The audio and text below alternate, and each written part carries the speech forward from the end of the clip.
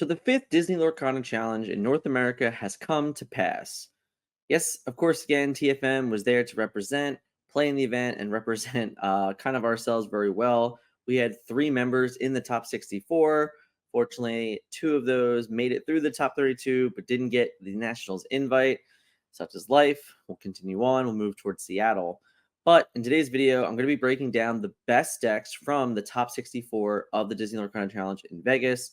If you're looking for a video like this for Birmingham, we'll be doing that one as well. So definitely hit subscribe if you want even more information than this one. But for now, let's get into the top 64 decks, the decks that didn't necessarily break through into the top 32 and the top 16 to get invites, but definitely still something for people to look at and be interested in.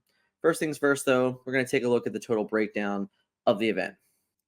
Las Vegas Day 1 metagame consisted of 9 different decks that had at least 50 or more registered decks. So Ruby Sapphire was the #1 play deck with 22% of the field, over 400 players. Amber Steel at 20%, just under 400. Amethyst Ruby at 18%, around 350. Amethyst Emerald at 7% with 138. Emerald Steel at 6% with 108. Amber Emerald 6%, 107. Amethyst Amber at 5%. Sapphire Steel at 3%, and Amethyst Steel at 3%. And of course, the remaining 184 decks was the 10% left over. Now, this is a pretty nice breakdown. Seeing 9 different decks represented in at least 50 or more players at a Disney Lorcana Challenge is very, good to see. It's showing a true variance within the metagame, which I do think is quite important. The other interesting things to note here is that there are small turnover rates. Sapphire Steel, 3% of the metagame, had 2 in top 64. Amber Amethyst, 5% of the metagame, had 3 in the top 11 decks after day 1. Ruby Sapphire was the biggest turnover, 416 played, 18 made it. So we're going to look at those stats a little bit later in the video, but I want to showcase what the metagame looked like. And in all honesty, it's very nice to see these things because it does show that Shimmering Skies variance was all over the place. It shows that there's probably a lot of decks on this particular list that are still undefined and need to be refined. They need to be molded to a more specific metagame now. When you see what the top decks were, what the top 8s were, what were most successful, what the new target will be for deck building, I think that some of these decks are going to start to grow again and kind of showcase why they're so good, why they're so powerful, and why people chose them to begin with. With that, let's break down the top 64 decks. Top 64 DLC Vegas Ruby Steel, played by Philip Quiet. This list, in all honesty, was something very interesting and something that I actually was able to play some games with. We got the top 64 deck list on the way home while we were in the Uber ride from dinner. And as soon as we got it, we were looking at who our players from top 30 or from top 64 were going to play against. And this was one of the decks that Ben had to play against. So immediately as I open up and I look at it, I said to myself in the car, I could not be a good teammate unless I built this deck as soon as we got home so we could play games with it. I legitimately walked in the door, walked over to my cards, sat down, and started building this deck to really look at it, mold it, and understand how we need to approach this matchup. And that is one of the strengths of being on a team. Having players on your team that are willing to do this is, irreplaceable. It's something that really, in some cases, needs to be done for greater success. Because when I looked at this list, I had no idea what it was doing. I just couldn't really script out a concept of what the target things would be, what Philip's plan would be in the matchup. So I really had to put this deck on the table and play games to better understand it. Now, because I did that, I have some more information that can really give you a kind of an idea of why you might even want to play this deck, or maybe even make some modifications to it. Let's look at it. What is this deck really doing? I think first and foremost, you have to understand that this is a Knight deck with the addition of 7 Dwarves Mines, which, if you're unaware of what a card does, it's a 2-cost inkable, 2 to move to, 6 willpower, and the ability of when you move a character here, do 1 damage to chosen character or 2 damage to chosen character if the character moved here was a knight. So your cards like Happy and Doc are both knights that when they move here, they do 2 damage. Now, this is notable because there's lots of tricks that you can do with this and really catch people off guard. Also, important to note that this is a 1 lore card as well. So while it's removing opposing characters from the board, or even your own Prince Eric's to remove very problematic characters such as Cinderella Stouthearted or Tamatoa's, this card really does put in a ton of work. Gustav is probably the other very interesting card that you see you're not used to.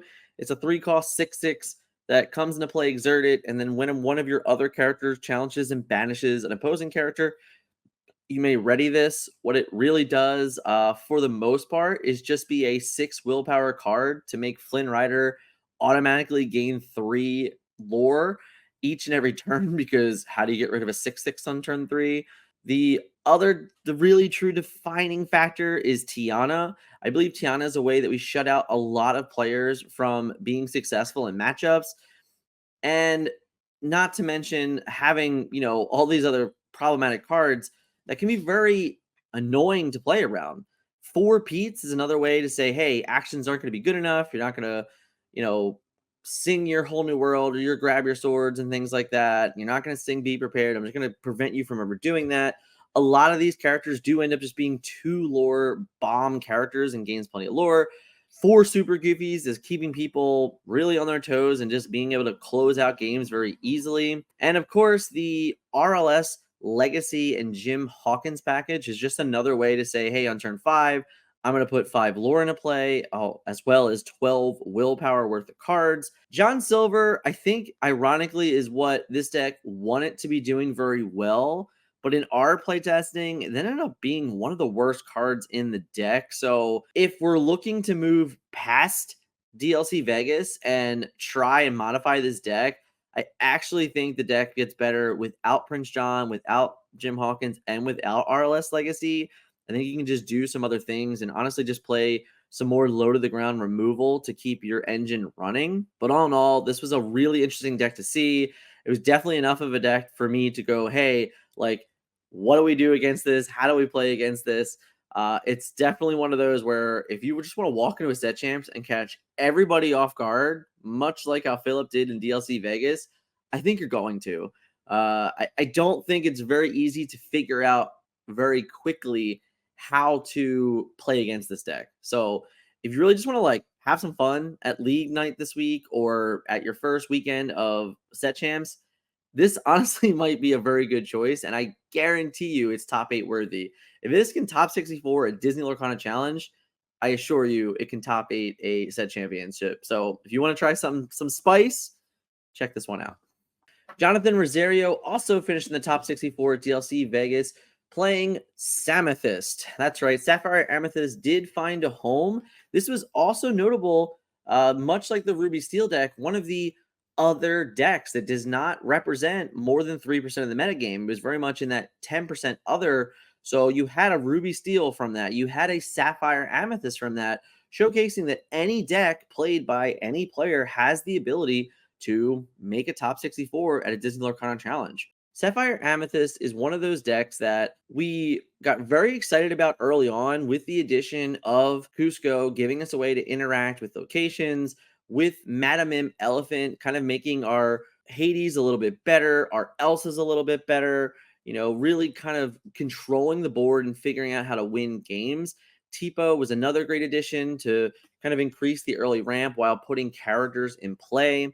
I believe that Cogsworth is like the true cog to this deck and how it kind of just is able to keep up with just about every other archetype in the metagame that is in the control range.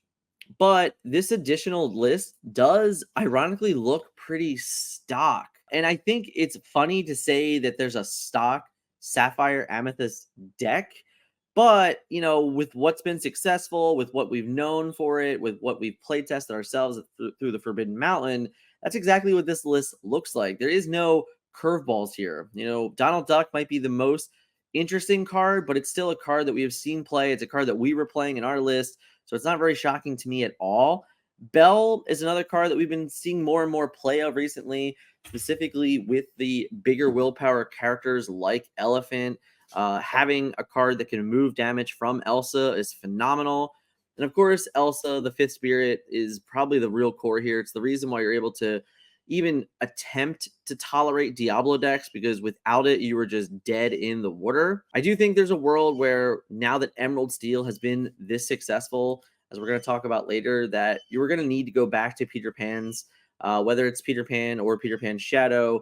Either one of those cards is likely going to have to come back into play in decks like this that just don't have an answer to Diablo. But when 3 of the top 4 decks at DLC Vegas were Diablo decks, then you're going to probably have to find better answers. I think that this deck in general would be dead in the water.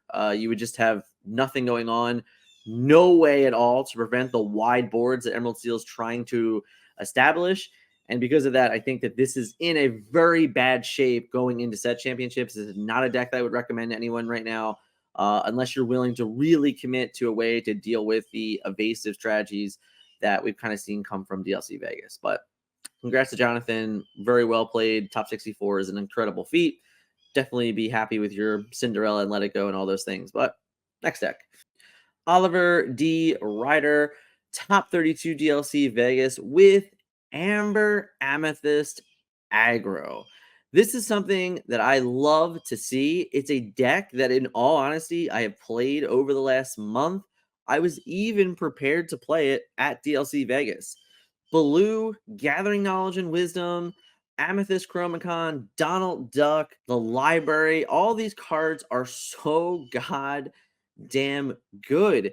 The idea that you can really just get to 13, 14 lore and then just draw 2 cards a turn, pick up ways to gain so much lore outside of just questing is really tough to come by in Disney Lorcana. But this deck has 4 Blue, 4 Gathering Knowledge, 4 Goats, 4 Donald Ducks. That's 16 cards that can give you the ability to gain an extra lore on a given turn. Then you add Fox and Elephant to the mix of ways to pick up your characters, keep them protected, or even gain more lore via Donald as an example, or draw more cards with Rapunzel as an example. But in most cases, I'm sure we're just picking up Lilo or just picking up Maleficent, maybe taking a card out with Fox. But in most cases, I have learned that even when you pick up a character with Fox, on average, the lore gained is more important than the lore lost from challenging another character in this particular list. So that's something to be note, that just because Fox has Rush doesn't mean that you have to utilize Rush. I will say that in most cases, the best line for this deck in its opening hands are to play a Daisy on 1, and then on turn 2, play a Befuddle to bounce our opponent's character back to its hand, and then drop another 1-drop like Lilo or Maleficent. The reason why this deck was so successful day 1 was because Ruby Sapphire was the most played deck, and this deck absolutely preys on it. In any given game, your opponent might not even play a character until turn 4. And if they play a Tipo on turn 2, that's great, because you can just befuddle it back to their hand and dump more 1-drops into play. As you can see here, there are 4, 8, 12, 18, 20 1-drops. It is not that hard to simply play 3 or 4 1-drops in the first 3 turns of the game that all have 2 lore or the ability to just be evasive or draw additional cards once your opponent has threats in play. All in all, this deck is pedal to the metal. It definitely gains a ton of lore. It is to be respected. It's a wonderful deck for set champs.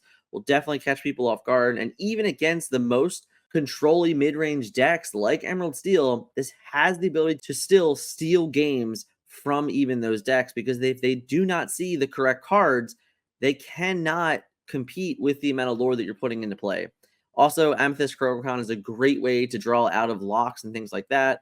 The library on 3 is very difficult for Emerald Steel to deal with, so there's a good chance that we can kind of modify this deck a little bit, play more libraries, be a little more efficient in the locations. Maybe we also have to now play Queen's Castles for the Steel matchups as well. Definitely ways to modify this deck to be a little more annoying, a little more tough for Steel decks to interact with you. Congratulations again to Oliver on a great finish at Vegas. The Forbidden Mountain did pick up a top 32 with Amber Steel this past weekend. Ben Fishman gets there, playing this version of it. Now, a lot of the versions we have seen over the past couple of weeks were sporting Lantern. They were sporting more of a low to the ground versions with Piglet. And for us, pretty much in Toronto, we were very interested in the more my guys are bigger and annoying strategy. So there were lots of games where instead of saying I'm going to play Cinderella, Ursula, and Ariel just to have my singers in play, very often I would be more inclined to have a Cinderella and then a Smee and then a Lawrence. Because in most matchups right now, they just don't have answers that are very good and sufficient into Smee and Lawrence. We really liked that line, so we had to keep it. Instead of playing cards like Piglet, we kind of just went away from them and said, "Hey, we're gonna win games through Lawrence."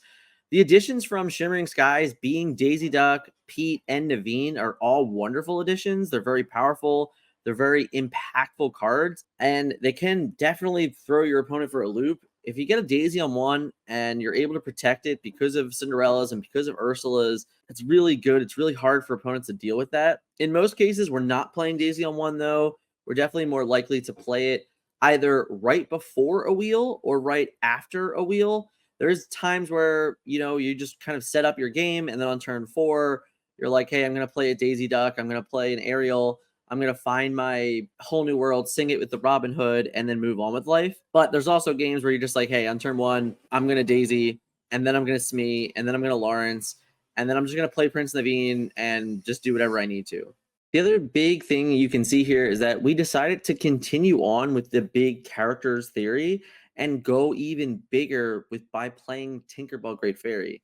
Tinkerbell Great Fairy felt really underutilized in the metagame in Amber decks, but the card was definitely a threat to so many different decks within it.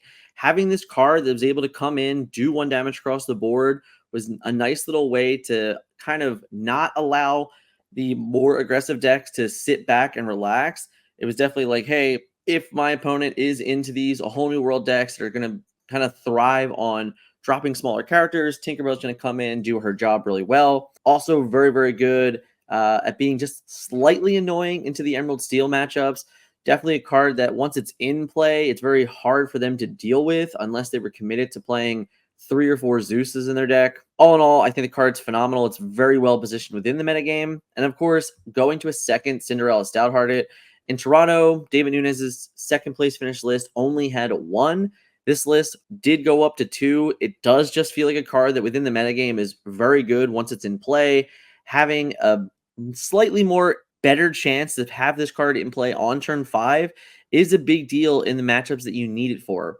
All in all, Amber Steel has been one of the premier Forbidden Mountain decks for the last several DLCs now. So Ben taking this deck into a top 32 finish, just missing out on his invite was a bit of a bummer for us, but that's kind of the matchup. Sometimes he ended up in a matchup against Ruby Sapphire that was able to beat an on the draw beat Amber Amethyst Aggro, which is enough to say about the player itself.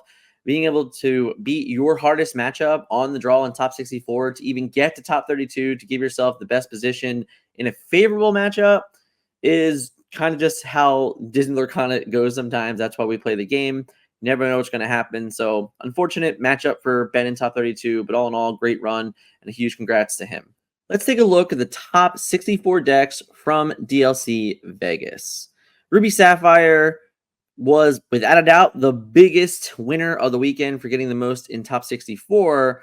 However, that might not have gone too well for the deck because it did not end up in top 4, even though it had 17 in the top 64. Amethyst Emerald kind of coming out of nowhere with 9. Emerald Steel as well with 9. These are 2 decks that, if you remember from earlier, were well underrepresented within the DLC Vegas metagame, but putting 9 of each copy of these into the top 64 is showcasing that players really did predict the metagame quite well and were able to execute their plans. Amber Steel and Amethyst Ruby, each with 8 decks. Amber Emerald with 6. Amber Amethyst with 3. Sapphire Steel with 2. Amethyst Sapphire with 1. And Ruby Steel with 1. So the breakdown right there is kind of what we're looking at, showcasing from point A to point B, the start of the tournament to the end of the tournament, and really just showcasing that Emerald Steel, Emerald Amethyst two decks that were ready to come to play at Disney Lorcana and be successful in DLC Vegas. The decks were very great. They're very interesting. We're going to be looking at them because some of the best players in the room finished in the top 4 or even won the tournament. And that's with these decks that they were targeted, less than, I think, 10% for each of these. If we go back and look at it, we can kind of showcase this, that Amethyst Emerald was only 7% of the metagame with 138 registered decks, and Emerald Steel was only 6% of the metagame with 108 registered decks. So from 138 of those players down to 9, 108 down to 9, that's a really great turnover rate for those in combinations and those archetypes played by those players and those teams, more than likely, kind of all blending together of getting the best version of these decks out there. So with that being said, I want to take this opportunity, congratulate everybody in the top 64. These tournaments are tough. They're long days. There are lots and lots of players, and the ability to get in the top 64 is just not easy. So this world that we're living in, where we're having players have multiple top 64s, is wonderful. Having just even the ability to say, hey, I got into one, is a tough feat as well. So congratulations to you guys. Huge shout out. And now let's look at the top 8 decks.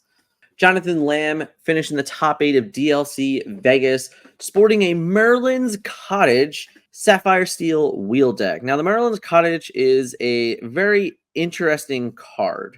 Merlin's Cottage is a 1-cost inkable location, 1 to move to, 7 willpower, and the ability of Knowledge is Power.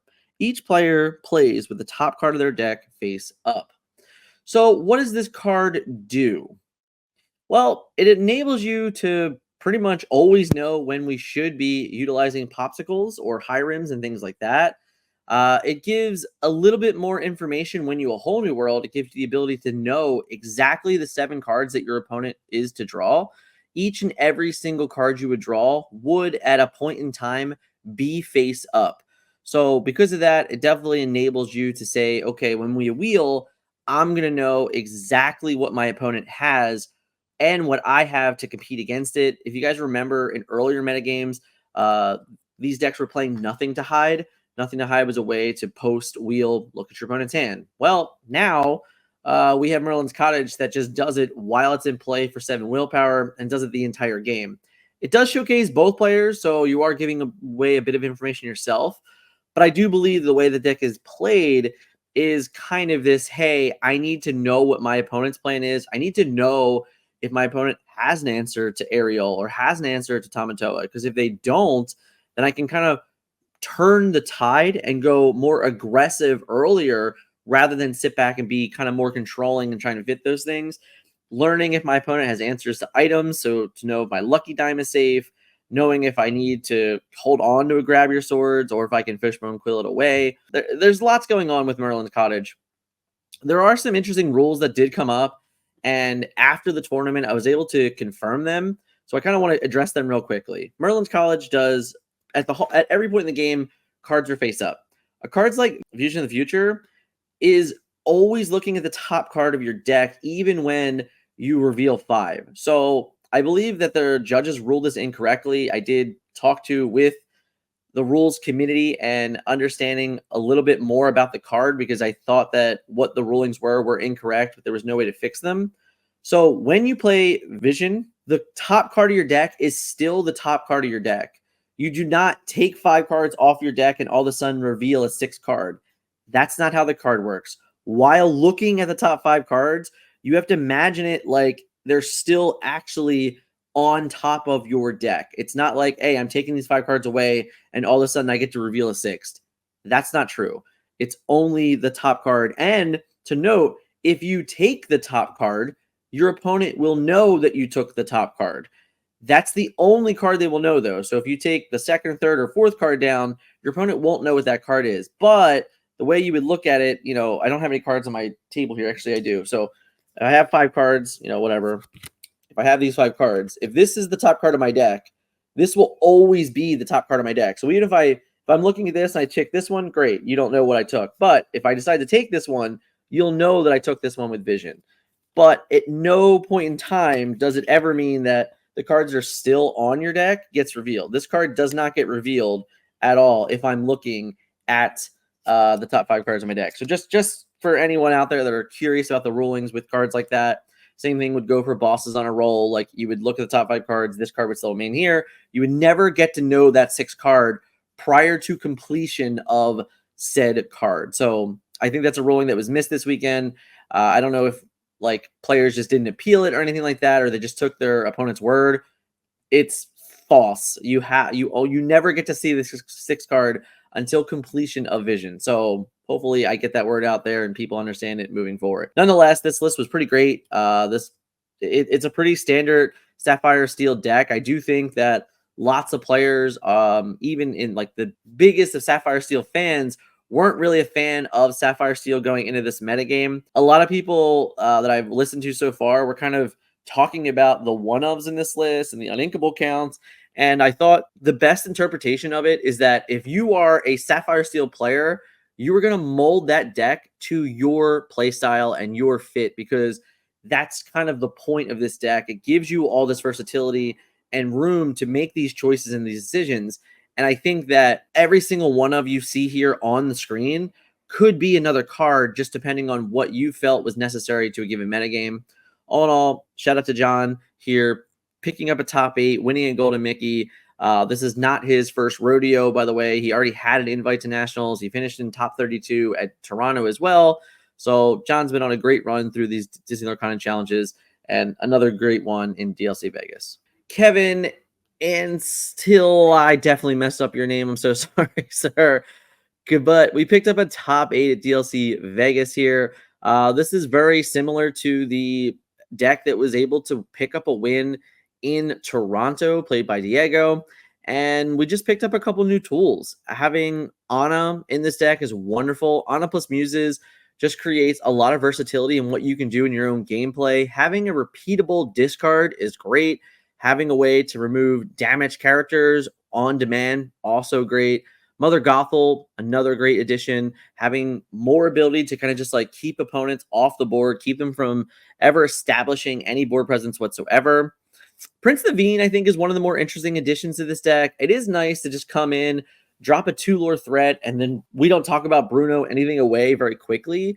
Aside from that, I don't know how great he is in this particular list, which is kind of why it's most likely only a one of.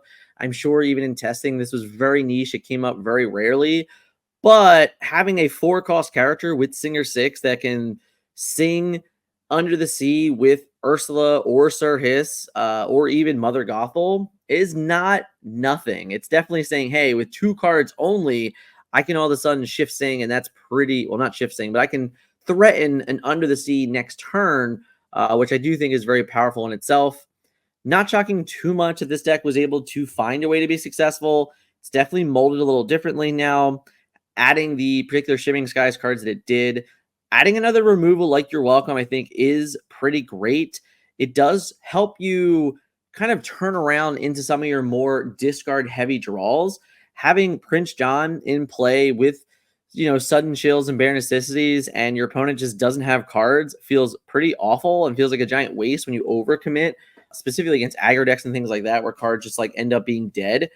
Now, through Your Welcome, you're kind of able to bounce a card back to people's hands, maybe get another one with Muses, let them draw a couple extra cards, and then utilize your Sudden Chills and your Bare Necessities to kind of get rid of the problems again. And of course, if we have Prince John, we get to draw more cards. Also very effective as well with Mother Gothel and Prince John lines. Kind of just more ways to discard opponent's cards while moving your board state forward. I think that this deck definitely gains some nice tools. I will be curious to see how this deck molds to the more Emerald Steel heavy metagame. I'm not certain that it's a great matchup, much like how Bucky wasn't a great matchup. So there's a good chance that this deck's going to have to kind of be molded to deal with cards like Pete and things like that, which is not easy to say, but it's not to say that it's impossible, more likely just improbable. Top 8, Morgan Shamlin here with Emerald Amethyst. This was another great deck. This is one of the more fun decks, honestly, over the last several weeks that the more and more I've watched being played with this in combination, the more impressed I've been. I love the idea that we got the Bibbidi Bobbidi Boo back in here. I love seeing Lyle become more and more of a threat to the metagame In some lists, we were only seeing one of this card. All of a sudden, now we're seeing three of this card. I think in some lists, we even saw four. So this is definitely, an understanding of what Lyle can do to the metagame and how more, like, honestly, how annoying it can be. Just coming in and liling a Hiram is game changing. Liling Tamatoa or a Bell when your opponent is expected to win next turn is absolutely game changing. So he's very, very annoying. He also sings friends on the other side very well. And of course, the additional of taking away lore from your opponent when your characters are banished, it's very altering. This card for a very long time was very underutilized, but it just didn't have a place.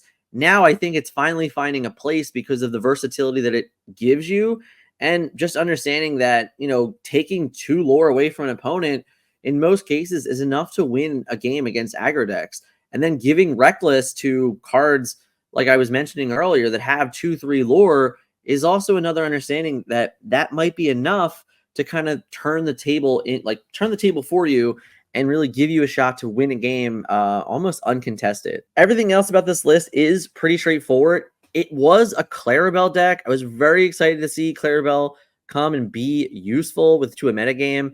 Understanding that, you have these different shift lines now that you can really utilize in Ursula, in Clarabelle, have these big 7-cost bodies that give you additional, kind of strangleholds on the game. Clarabelle through drawing cards from your opponent back up. Ursula taking away being the ability to sing songs, very powerful. I love getting Ursula 3 back in this deck as well. Anytime that you can threaten Ursula 3 with a rabbit, with a goat, with just playing friends on the other side, these are all things that are very, very powerful that she represents well. I do understand that this is not a deck that wants to play 4 of that card, so it's pretty cool to see that we're still able to get 2 in there. Bonsai, still one of my favorite cards in Shimmering Skies. I think it's a great threat. Elsa is another great addition here. Just having opposing answers or even more opposing answers to Diablos. The one thing I am most curious about, I think, moving forward is that you'll see Sir Hiss probably go up in a little bit of value. Maybe didn't expect Emerald Steel to be as prominent as it was. I can say that the Emerald Steel matchup for this deck did not look fun. It looked very one-sided and very mean. So we might have to, really think about how we're going to approach that matchup moving forward. Maybe you need more cloud kickers and things like that as a way to kind of just offset the problems. But in general, thought the deck was great. I think it's one of the standouts for me for sure within the Shimmering Skies metagame. Is a deck that definitely has all the tools, just have to figure out the right toolkit. Jonathan Williams picked up a top 8 playing Ruby Sapphire. It was the most successful deck in day 1 to translate to day 2. And this list, honestly, is pretty damn straightforward. The Scar might be the only addition that people weren't necessarily predicting or used to just yet. I do think that it's a card that's very powerful and very good in the metagame, specifically in the Emerald decks that are just looking to get rid of your Be Prepareds. And, you can see this list have already kind of understood that and went down on those, being more interested in Scar and, of course, 4 Sisus. So I think that this is a version that you're going to see moving forward probably pretty often, more than not. You should not be shocked at all if your opponent plays a Scar on you. I just think it's the way the game is moving right now, and you cannot rely on a 7-cost uninkable song because all these Emerald decks just have way too much time to just interact with that Be Prepared. And while you still need that card because it's good in other matchups, in most Emerald matchups, you might even just be like Fishbone quilling it away on turn 3 just to get it out of your hand, so you're not liable for it and you're not just holding it for your opponent to snipe from you later on. I think I saw Zan do this against Ruby Amethyst, but there was a turn where on turn 2, Zan had a Ursula Deceiver and literally didn't play anything at all, so he could establish a turn 3 Prince John. So then on turn 4, he can play the Ursula just to take the Be Prepared then and draw a card because there was no threat to the game.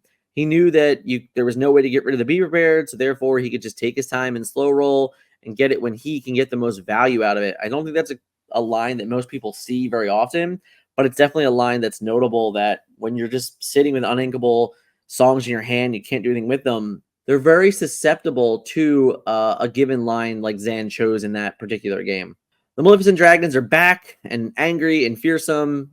Visions of the Future to me is one of the most key component additions to this deck. Yes, Tipo is phenomenal, but Visions, I think, is the cog that really makes this deck even tick better. It just gives you the exact card you need when you need it and for a very, very cheap, efficient cost. Huge shouts again to Jonathan on picking up that Golden Mickey. Christian Paleo, top 4 DLC Vegas, sporting Ruby Amethyst. A lot of going into the weekend, Ruby Amethyst really felt like a very fair deck. It didn't feel like it was doing anything spectacular. It felt like it was kind of falling off in terms of success at the bigger events being reported. And we still have a way to find itself into a top 4. Not shocking at all, if I'm being honest, but it is one of those where this deck really can just be that comfortable. If it can see the matchups it wants to, it can kind of run away with them. And you can see the flip side of this if you watch the top 4 matchup. Christian just was never in the games. So right now, I do think Ruby Amethyst is in a very, very interesting spot. And it'll be, a little more difficult, I think, on average to recover in an Emerald Steel world where Emerald Steel has honestly just always dominated Ruby Amethyst on average. This deck that's relied on Flynn Rider to gain cheeky lore just can't at all work in that world where Emerald Steel is just like one of the best decks because your Flynn Rider is never going to gain any lore ever. The concept here of playing the 8 1-drops that allow you to draw cards and then followed by my favorite card, Cusco. This is, I think, one of the more underutilized cards within the metagame still. It's the reason why I end up playing 4 of it in my deck. More on that later. If you are interested in hearing about my deck specifically, it is coming up on the channel this week as well. So just hit subscribe and you'll definitely see that video when it goes live. I finished 98th. Not for nothing. Very fun deck, very different deck. But Cusco, definitely a key factor of why I play the deck. Also, the Vis Spirit as a 4 of is something that we had not seen in Ruby Amethyst until now. It's definitely necessary evil. The tap effect is very good, very powerful. I did play against a version of this deck in day 1 where my opponent did really become annoying when he picked up his Elsa, I think 2 or 3 times, and was able to just tap down and kind of remove my cards before I can gain lore with them. Very annoying, but at the same time, it's also very slow. So against the more aggressive decks, it's probably not quick enough or not impactful enough. Against all the 3 willpower characters, it's also not good enough. And in most cases, Diablo may have already drawn 4 cards when this Elsa comes down. So it's not even like it's a great answer to Diablo as well. So I don't know if I'd still be like super interested in playing 4 of this card. Picking up Lady Tremaine again, I think is great. Be prepared at 4 is necessary evil. 0 Sisus is the most shocking thing to me here. The Floodborn Sisu. There just aren't any. I think that is a card that is a necessary evil to Ruby decks in general, let alone just Ruby Amethyst decks. Be King Undisputed. I'm very out on this card right now. Personally, I don't think that it's where you really want to be, especially in a given world where Emerald is just all over the day 2 top 64. It did take up 21% of the day 2 meta was Emerald decks, and they're all playing for Ursula Deceivers, and it's just this card might never just be, it might just be literally fuel for the fodder for your opponent. Much like how I was talking about early Be Prepareds, if you can't get them out of your hand, they're just stuck there. Be King and Dispute is kind of the same thing. I just don't think there's a place for it right now. It's not a card that I would be playing moving forward. All in all, huge shout out to a top 4 for Christian here. Great plays. It was fun to watch those couple of your games that were on stream. Very interesting matchups, and he navigated them very, very well up until the top 4, where it really did not look favorable whatsoever, and it was just a very, very rough matchup for Christian to kind of get past. And the final deck, of course, played by Zan Syed, first place overall at DLC Vegas, sporting Emerald Steel.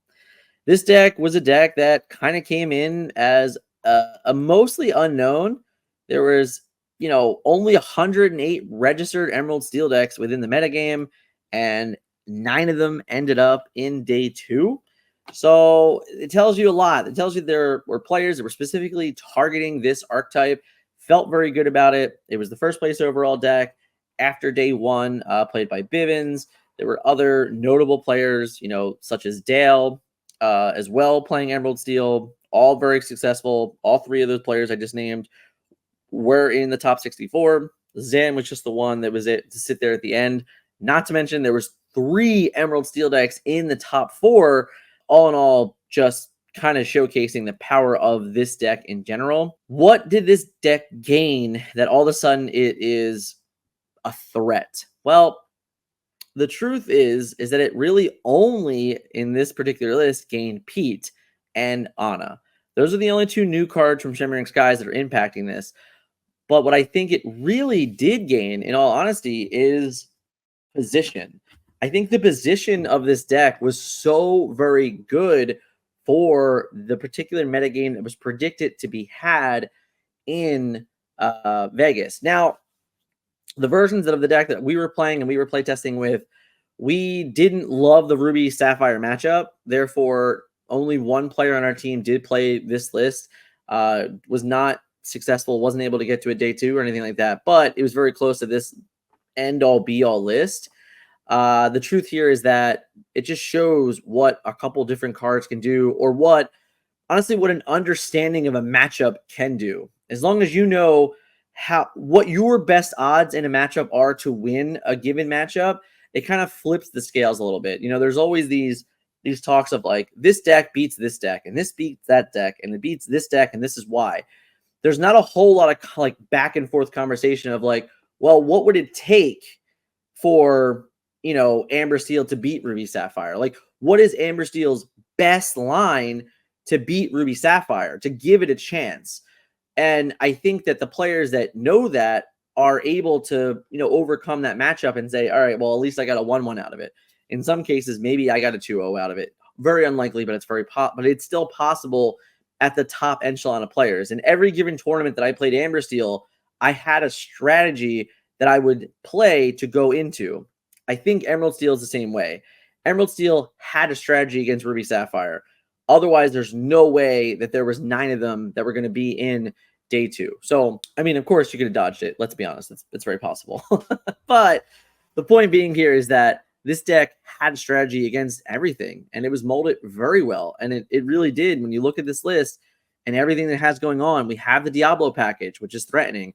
We have Prince John, which is very annoying with 4 sudden chills, 4 hypnotize, 2 Annas that can also do it.